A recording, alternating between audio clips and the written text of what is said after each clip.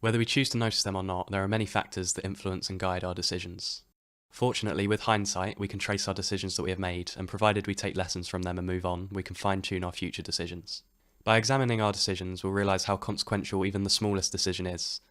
If our decisions remain unexamined, we are susceptible to external influences and emotional reflexes, leading us away from measured and rational responses that are grounded in reality.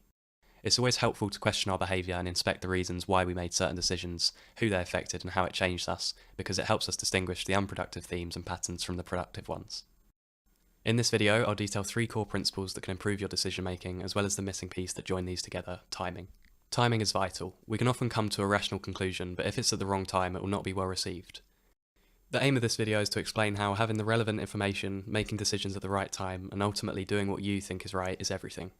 If you want more videos like this, subscribe or leave a comment. It really helps the channel grow and it's good to see some engagement. Thanks. The 3 core principles.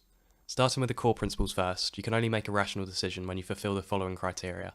1. You're patient and focused. 2. You trust your judgment. And 3. You are open-minded. Be patient and wait for the right time. To make sure you're acting at the right time, you must first ask yourself, how much time do I have? As soon as you answer this, step back from the situation to avoid any influences that may obstruct your clarity and focus on the essential information. Having too much information can overwhelm you and give too many options to choose from, and so we make none. The term for this is analysis paralysis, something we're all susceptible to feeling, being bombarded by so much news that it makes your head spin. It's no wonder we feel indecisive. We never think that too much information can be bad for us. Handling this information, your brain is like a cup that is overflowing. Instead of adding more information to the mix, we need to stop filling up and look at what needs emptying instead. We do this by stepping back away from the situation. Just as a swordsman needs space in order to swing his sword, we need to physically remove ourselves from the spotlight of information at the right point in order to look over the evidence. Timing and patience is required. This timing and patience can be summarised in a word: forbearance. If you're unfamiliar with this word, the author Carlos Castaneda defines it best. To Castaneda, forbearance is waiting patiently, no rush, no anxiety, a simple joyful holding back of what is due. In a word, forbearance means to have self-control. It stops us from leading with impulse. This is dangerous as our first reactions may be misleading. If we instead take our time, we are making a decision based on the information of the situation instead of an emotional reaction. Leading with emotion is risky because when we're emotional, we're prone to taking things personally and therefore our rationality is compromised.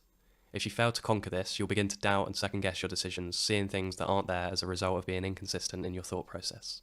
Trust your judgment and not someone else's. Confidence in your own decisions requires the realization that you know yourself better than anyone else does. You have access to the most information, and it is you who has the ability and the time to talk it through with yourself. When we open up a dialogue with ourselves, as long as we treat ourselves with respect, we'll be able to bridge the gap between our external actions and our authentic selves. To help preserve this respectful approach, it can be helpful to look at our inner self as if it is a childlike version of ourselves. In the words of the late great director David Lynch, inside we are ageless, and when we talk to ourselves, it's the same age of the person we are talking to when we are little. You can only trust in your judgment when your self-esteem is secure. In her book The Courage to Confront Evil, the author Caroline Myss defines self-esteem as the capacity to build trust on your spiritual instincts over your 5 senses.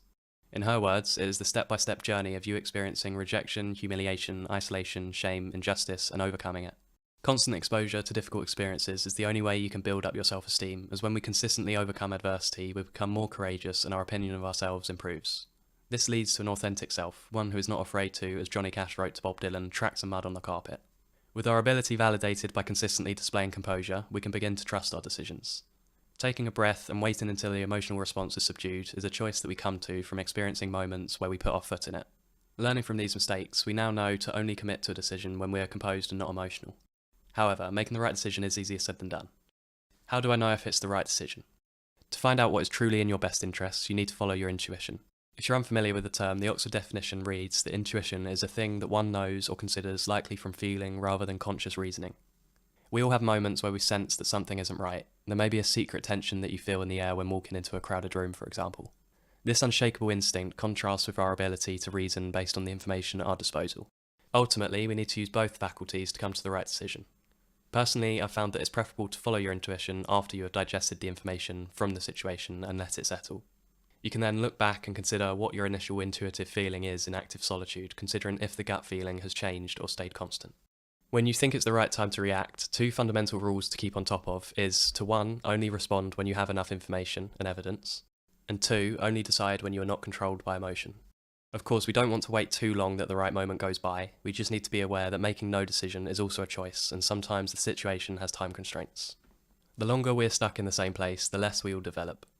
Our strongest beliefs are often emotionally charged, and as such are stuck, resistant to change.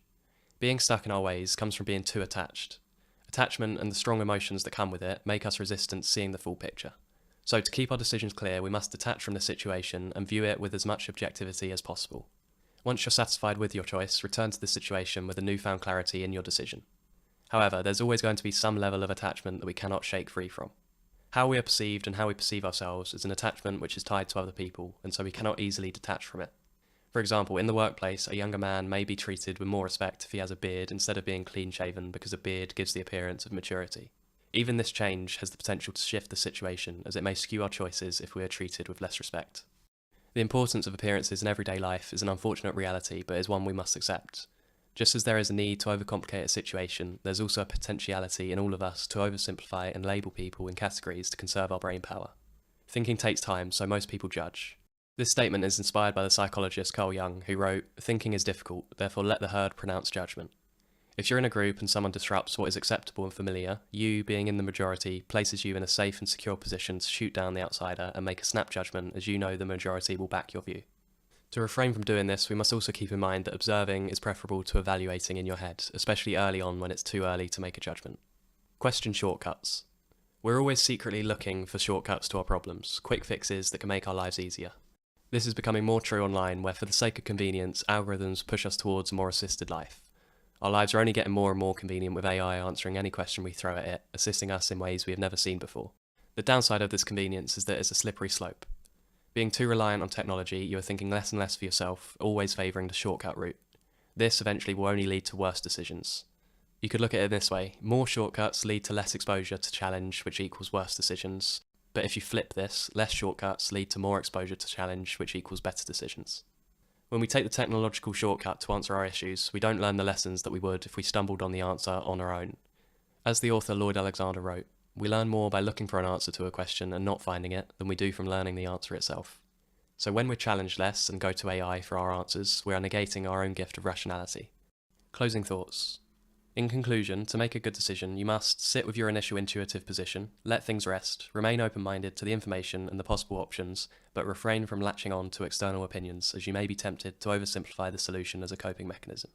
It's crucial that throughout this process you trust in your own decisions, making them hassle-free and be flexible in case you are missing something or overcomplicating the issue. Thanks for watching.